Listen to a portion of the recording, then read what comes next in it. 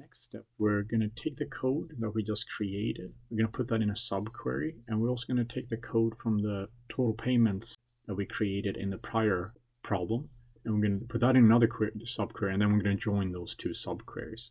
So if we look at the ER diagram, we have now created the sum for each bill to customer ID of what's the dollar value of orders for those bill to customer IDs.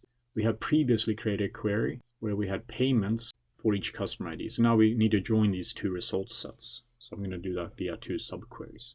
So I'm going to start by copying my prior query here. And I know I'm going to put this as a subquery, so I'm going to indent this. And I never indented these from the select statement, so I'm going to do that. All right, and then I'm going to put this within a from clause. We're going to have a parenthesis around this to create our subquery, and then we're going to end that parenthesis down here, and we're going to say A for that.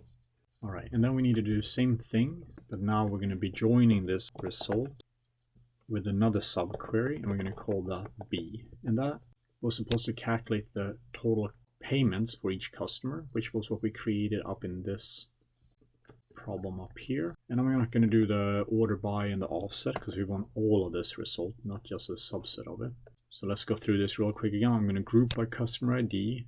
I'm going to output customer ID because I'm going to have to use that to join with a default bill to customer ID.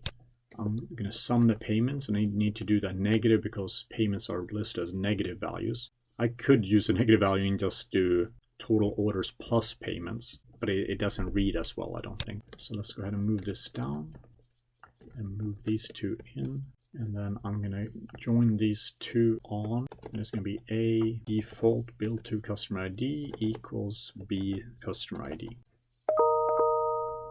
And then now I need to do my calculations up in the select statement here.